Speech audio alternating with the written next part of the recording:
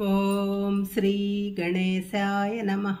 ఓం శ్రీకృష్ణ పరబ్రహ్మణే నమః. శ్రీమద్భాగవతం చతుర్థ స్కందం చదువుకుంటున్నాము. దక్ష యజ్ఞం చదువుకుంటున్నాము. బ్రహ్మ ఆదేశంపై మళ్ళీ యజ్ఞం ప్రారంభించాడు. ఆ దక్షుడు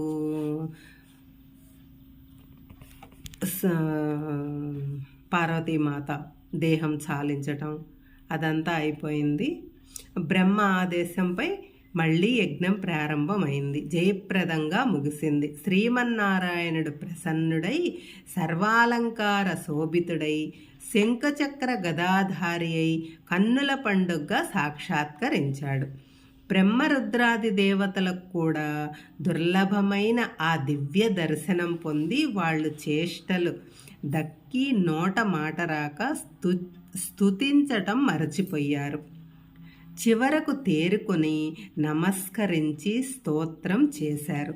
తరువాత దక్షుడు ఋత్విక్కులు, ఋషులు, సిద్ధులు, దక్షపత్ని, ప్రసూతి, ఋషిపత్నులు, గంధర్వులు, విద్యాధరులు, బ్రాహ్మణులు వేరువేరుగా ఆ దివ్యమంగళ సుందరమూర్తిని స్తుతించారు. శ్రీమన్నారాయణుడు సంతోషించి అక్కడున్న వారిని ఉద్దేశించి ఇలా చెప్పాడు. ఓ దక్ష ప్రజాపతి, నీ యాగానికి సంతసించాను. మీరంతా నా నిజతత్వం గురించి కించిన్మాత్రమైనా తెలుసుకొనటం అవసరము. ఈ చరాచరాత్మకమైన సృష్టికి పూర్వం నేనొక్కడనే ఉంటిని. నా మాయాశక్తితో బ్రహ్మాండము దాని నుండి చతుర్ముఖ బ్రహ్మ అతని ద్వారా సకల సృష్టి సంభవించింది. నేనే బ్రహ్మ రూపంలో సమస్త విశ్వాన్ని సృష్టించి విష్ణు రూపంలో దానిని పోషించి శివరూపంలో దానిని లయింపజేస్తాను. బ్రహ్మరుద్రులు కూడా నా యొక్క ఈశ్వరతత్వములోని వారే. ఈ సత్యాన్ని తెలుసుకొనలేని అగ్నులు బ్రహ్మరుద్రులు నాకంటే వేరంతలంచి భేదభావం చూపుతారు. వాస్తవానికి చరాచర భూత సముదాయము, దేవమానవ గంధర్వాది సర్వలోక జీవులు ఈ విశ్వమంతా నా యొక్క శరీరములోని అంగాలే. అందుచేత హరిహర బ్రహ్మలతో సహా సకల జీవరాశులు పరబ్రహ్మ స్వరూపుడైన నాకంటే వేరు కాదు అని తెలుసుకున్న వ్యక్తులు ధన్యులు అని ఉపదేశించిన శ్రీమన్నారాయణుడి యజ్ఞమునకు యజమాని అయిన దక్షుడు అనేక విధాల సేవించి ఆశీస్సులను పొందాడు. యాగము సర్వశుభాలతో ముగిసింది. ధ్రువ చరిత్రము. బ్రహ్మమానస పుత్రులైన సనక సనందనాదులు, నారదుడు, రుభువు, హంస, అరుణి, యతి అనువారు బ్రహ్మచారులుగానే ఉండిపోయారు. వేరొక పుత్రుడైన అధర్ముడు మృష అనునామయందు దంబుడనే కొడుకును, మాయ అనే కూతుర్ని పొందారు. వీరిద్దరూ దంపతులై లోబుడు అనే కొడుకును, నికృత అనే కూతుర్ని కన్నారు. వీరు కూడా దంపతులై క్రోధుడు అనే కొడుకును, హింస అనే కూతుర్ని కన్నారు. వీరిద్దరికీ కలి అనే కొడుకు, దురుక్తి అనే కూతురు కలిగారు. వీరిద్దరికీ భయము అనే కొడుకు, మృత్యువు అనే కూతురు కలిగారు. వీరిద్దరికీ యాతన అనే కొడుకు, నిరయ అంటే నరకం అనే కూతురు జన్మించారు. ఇది అధర్ముని వంశ వృక్షము. దీనినే పైన పేర్కొనబడిన శాఖోపశాఖలు గల సంసార వృక్షం అనవచ్చును. బుద్ధిమంతులు ఈ వంశము వారితో ఎలాంటి సంపర్కము కలిగించుకొనరు. స్వయంభవ మనువు పుత్రికల వంశముల గురించి చెప్పి ఇప్పుడు అతని పుత్రుల వంశ చరిత్ర చెప్పబడుతుంది. స్వయంభువ మనువు రెండవ పుత్రుడు ఉత్తానపాదుడు. అతనికి సునీతి, సురుచి అనే ఇద్దరు భార్యలున్నారు. సురుచి అంటే అతనికి మిక్కిలి ప్రీతి. సునీతికి ధ్రువుడు అనే పుత్రుడు, సురుచికి ఉత్తముడు అనే పుత్రుడు జన్మించాడు. ఉత్తానపాదనకు సురుచి పుత్రుడైన ఉత్తముడే ఎక్కువ ప్రీతి పాత్రుడు. ఒకనాడు తండ్రి ఉత్తముని తన తొడపై కూర్చుండబెట్టుకున్నాడు. ముద్దు చేస్తుండగా ధ్రువుడు కూడా తండ్రి చెంత చేరి రెండవ తొడపై కూర్చోటాన్ని సరదా పడ్డాడు. కానీ తండ్రి ధ్రువుని దగ్గరకు తీసుకొనలేదు, తండ్రి తీసుకోలేదు. ఇది చూసి సురుచి ధ్రువునితో సగర్వముగా ఇలాగంది, నా కడుపున పుట్టిన వారికే తండ్రి తొడపై కూర్చునే అర్హత ఉంది. నీకు ఆ భాగ్యం ఎలా కలుగుతుంది? నీవు పోయి ఆ దేవుని ప్రార్థించుకోపో. నా కడుపును నా కడుపును పుట్టింపమని ఆ దేవుణ్ణి ప్రార్థించుకోపో అని అనిందనమాట. అప్పుడు నీ కోరిక తీరగలదు అని ఈసడించుకుంది. తండ్రి ఎదుటనే ఆ బాలుణ్ణి ఈసడించుకుంది. సవతి తల్లి తనను దారుణంగా తృణీకరించటానికి సహించలేని 5 ఏళ్ల చిన్నారి బాలుడు రోషంతో ఏడుస్తూ తల్లి వద్దకు పోయి చెప్పాడనమాట. సార్థకనామైన సునీతి బాలుని బుజ్జగించి ఓదార్చి ఇలా అంది, నాయనా, నీ పినతల్లి అన్న మాటలు యథార్థమైనవే. నా కడుపును నీవు పుట్టినందుకు నీకు ఈ అనాదరణ కలిగింది. అందరికీ దిక్కు ఆ శ్రీహరే కదా. ఆయన భక్తవత్సలుడు. ఆయనను ఆశ్రయించిన వారికి సకల శుభాలు కలుగుతాయి. నీవు బాధపడకు, ఎవ్వరిని ద్వేషించకు, అనన్యభావంతో ఆ పరమ పురుషుని ఆరాధించు, ఆ కరుణామయుడు అనుగ్రహిస్తాడు అని చెప్పిన కన్నతల్లి మాటలు ధ్రువుని ఆయన మనస్సులో నాటుకుపోయాయి. అతడు ఎవ్వరికీ చెప్పకుండా ఇల్లు విడిచి ఊరు విడిచి గమ్యం తెలియని బాటలో గబా వెళ్ళిపోతున్నాడు. అప్పుడు నారద మహర్షి ఎదురుపడ్డాడు. విషయం తెలుసుకున్నాడు. సకల ఐశ్వర్యాలు కలిగి ఉన్న రాజకుమారుడు నువ్వు అన్నీ త్యజించి విష్ణు శరణార్థి అయి దృఢనిశ్చయుడై ఈ విధంగా ఇల్లు విడిచి రావటం నారద మహర్షికి ఆశ్చర్యం కలిగింది. బాలునితో ఇలా అన్నాడు, వచ్చా, నీవు ఇంకా పసివాడివి, ఆటపాటలతో గంతులు వేసే చిన్నపిల్లవాడివి. నీవు ఈ వయస్సులో మానవమానాలను పట్టించుకునే అవసరం లేదు. నీకు సుఖదుఖాలు మానవుల పూర్వకర్మలను బట్టి కలుగుతాయి. వాటిని ఎవ్వరూ తప్పించుకోలేరు. నీవు తలపెట్టిన కార్యం కఠినతరమైంది.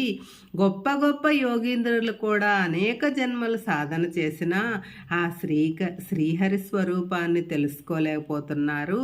అందుచేత నీవు ఈ వ్యర్థ ప్రయత్నాన్ని విరమించుకో, ఇంటికెళ్ళు. కర్మఫల దత్తమైన కష్టసుఖాలను సంతుష్టుడై అనుభవించేవానికి అజ్ఞానం నశించి దైవానుగ్రహం లభిస్తుంది. నీకు అంతగా మోక్షాపేక్ష ఉంటే పెద్దయ్యాక ప్రయత్నించుదు గానిలే అని చెప్పి చెప్పాడు నారద మహర్షి. అప్పుడు నారద మహర్షితో బాలుడిలా అన్నాడు, మహాత్మా, ఎట్టి పరిస్థితుల్లోనైనా చెలించకుండా సంతుష్టిని కలిగి ఉండాలనే మీ ఉపదేశం శిరోధార్యము. నా తల్లిగారు కూడా ఎవ్వరి యందు ద్వేష అసూయలు పెట్టుకొనరాదని చెప్పింది. మీ ఉపదేశాల వలన గొప్ప మనశ్శాంతి లభిస్తుంది నిజమే, కానీ నా అశాంతికి మూల కారణం నా పినతల్లి ప్రవర్తన. స్వామి క్షాత్ర వంశంలో పుట్టిన మా వంటి వారిని మానవమానాలు శీఘ్రంగా చెలింపజేస్తాయని మీకు తెలుసు. ఆమె మాటలు బాణాల్లాగా నా హృదయాన్ని తీవ్రంగా గాయపరిచాయి, శాంతి లేకుండా చేశాయి. అందుచేత నా తమ్ముని కంటే, ఇతరుల కంటే, అందరికంటే కూడా ఉన్నతమైన స్థానాన్ని పొందాలనే కాంక్ష నాలో బాగా స్థిరపడిపోయింది. మీరు బ్రహ్మదేవుని పుత్రులు, నిత్యము దివ్యనామ సంకీర్తనం చేస్తూ ముల్లోకాలను సంచరిస్తూ ప్రజలను తరింపజేసే మహానుభావులు. మీకు తెలియనిదేదీ లేదు.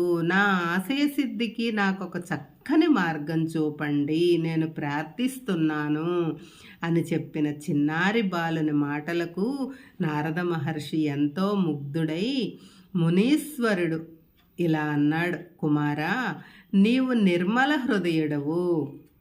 నిన్ను ఈ విధంగా ప్రేరేపించిన వారు నిస్సందేహంగా ఆ శ్రీమన్నారాయణుడే. ధర్మార్థ కామ మోక్షాలను పొందటానికే ఆ శ్రీహరి పాద పద్మాలని ఆశ్రయించాలి.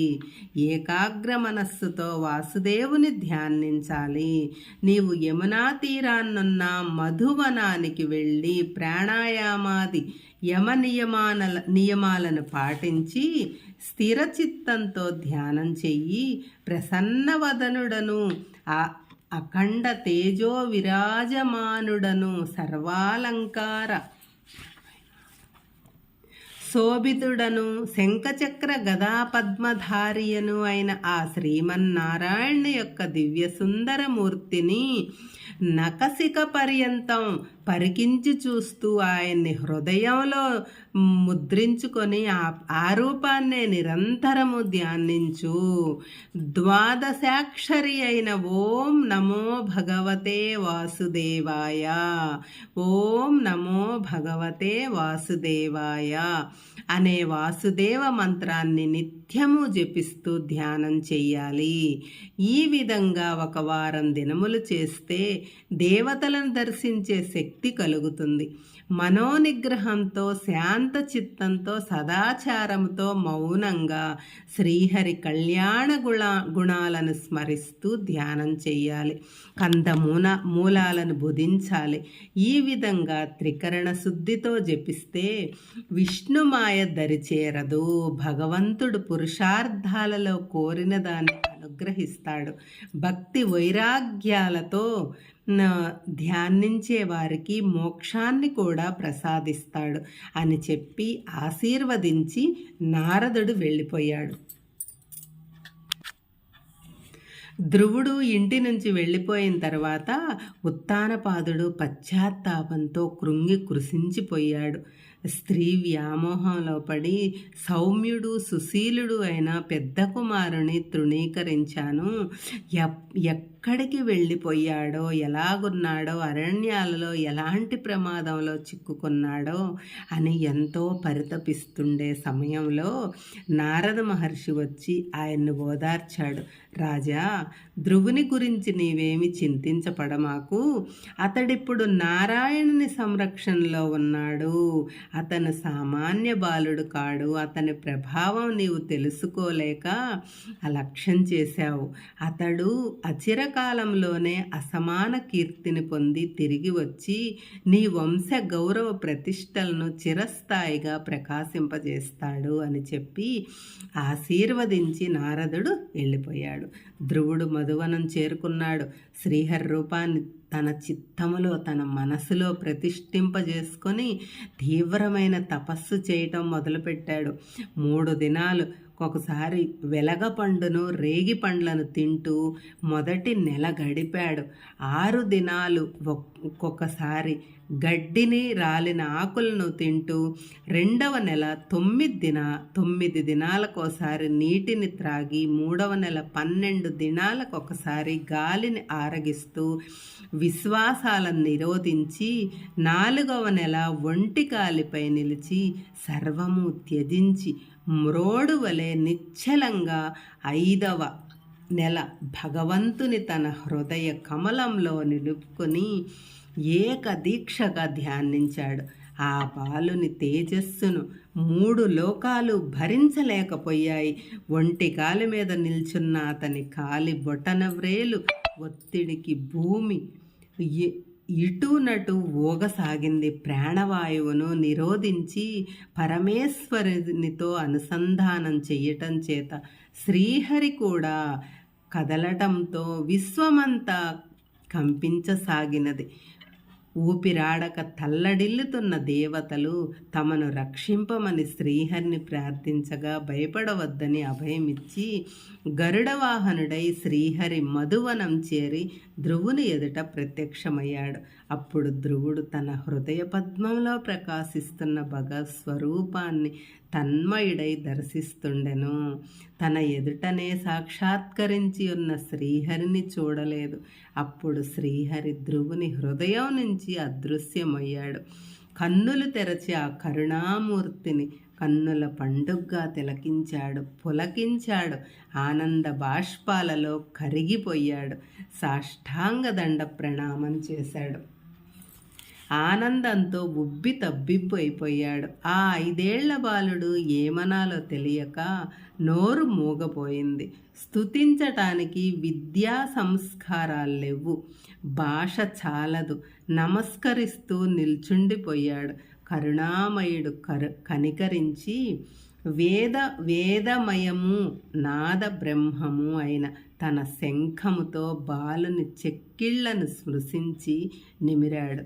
దానితో వేదవాజ్మయం పదజాలతో సహా ఆత్మతత్వ పరతత్వాలను తెలిపే వేదాంత జ్ఞానము కూడా నోటి వెంట వెలువడగా ధ్రువుడు పరమేశ్వరుని ఇలా స్తుతించాడు.